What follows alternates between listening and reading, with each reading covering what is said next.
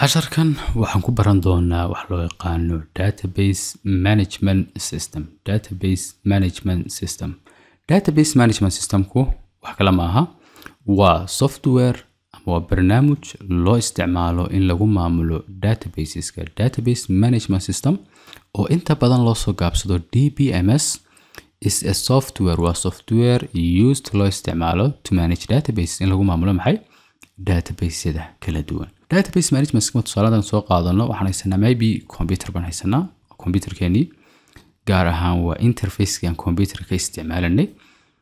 waxaan doonaynaa inaan xog ku gelino databasekeena. Si aan xog databasekeena u gelino, xogta waxaan sii marinaa maxay database management systemka. Database management systemkaasina wuxuu xogtii noo gelinaya maxay databaseka. Ama haddaan doonayno inaan change ku sameyno databaseka, waxaan u sii marinaa database management systemka. Okay, sidaas la mid haddaan doonayno inaan xog kala soo baxno database management systemka ama xog inoogu jirto uu noo soo celiyo oon kala soo baxno databaseka, waxaan u sii marinaa ama hawsha inoo qabanaya waxa weeyaan waa DBMS ama database management system. Haddaba database management system isku way fara badan yihiin. Marka waxaa jira there are several database management system, laakiin in general waxa loo qaybiyaa two categories. Laba category ayaa inta guud ama guud ahaan loo qaybiyaa database management systemka. haddaan eegno labada category ama labada qaybood ee loo qaybiyo database management systemka maadaama ay fara badan yihiin, nooca u horeeya ama categoryga horeeya waxa loo yaqaanaa relational database management system. sidoo kale waxaa isaguna jira maxay non-relational database management system. labada nooc ayaa si guud ahaaneed database management systemyada loo qaybiyaa. Database management systemka loo yaqaano relational database management system haddaan ku horeyno isagu wuxuu yahay aan isla eegno. Relational database management systemku waa type of database management system, waa nooc ka mid ah database management systemka kaas oo ku kaydiya xogta maxay into tables. muxuu ku kaydiyaa maxay table ayuu ku kaydiyaa. maxaa ugu horeeya students table baan haysanaa, maybe waxa lagu kaydinaya xogta ardayda. waxaan sidoo kale haysanaa maxay courses table oo isagana lagu kaydinayo xogta maxay dhammaan coursesyada kala duwan ee platformkeena kala ku jira. waxaa isaguna jira table kale oo lagu kaydinayo enrollmentska oo student walba iyo course-ku ka diiwaan gashan yahay iyo course walba iyo inta arday ka diiwaan gashan lagu kaydinayo. marka database-ka isticmaalaya tables qaabkan oo kale ah ayaa loo yaqaanaa relational database management system.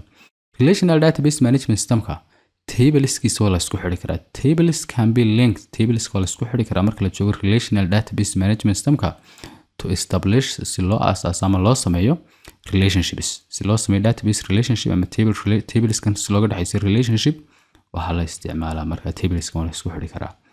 Okay, sidoo kale marka la joogo relational database management systemka luqadda aan baranano course-keenan oo ah SQL oo loo soo gaabshay structured query language ayaa ah language-ka aynu isticmaalno si aan databaseskan u maamulno ama aan ugu shaqeyno. marka SQL is the language we use to work with these relational database management systems. si aan u maamulno ama aan ugu shaqeyno database management systemskan gaar ahaan relationalka ah waxaa la isticmaalaa maxay SQL ayaa la isticmaalaa. haddaan eegno noocyada kala duwan ee relational database management systemka ee adduunka jira, iyaga laftigooda waa fara badan yihiin, laakiin kuwa ugu caansan ama qaar ka mid ah waxaa ka mid ah maxay intan MySQL, SQL Server, Oracle, SQLite, PostgreSQL iyo Microsoft Access oo dhammaantood ah maxay relational database management system ama database management system yo la isticmaalayo marka xog la kaydinayo tables xogtii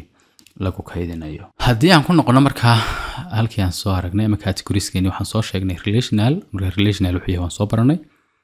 nooca labaad wuxuu ahaa maxay non-relational database management system.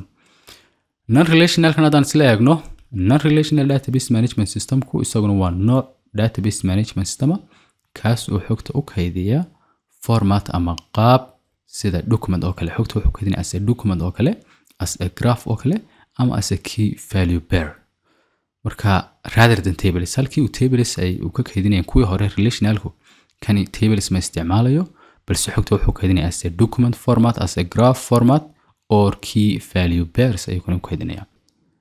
database noocan waxa loo yaqaanaa maxay NoSQL databases. magaca labaad leeyahay waa maxay waa NoSQL database. marka kuwan in detail ma sii kalino maadaama inaan iyaga baranayn. inagu waxaan baranaa relational database management system maadaama SQL baranano. SQL kana isticmaalaan maxay relational kuwan ay yihiin NoSQL databases. example ugu fiican ama tusaale ugu fiican aan soo qaadan karno relational database management system waa saddexdan database waa MongoDB, Redis iyo Cassandra.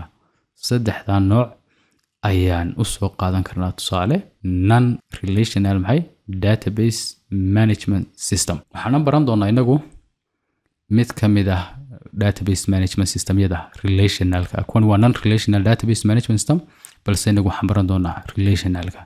kuwan midkoodna baran mayno, waxaan baran doonaa relationalka.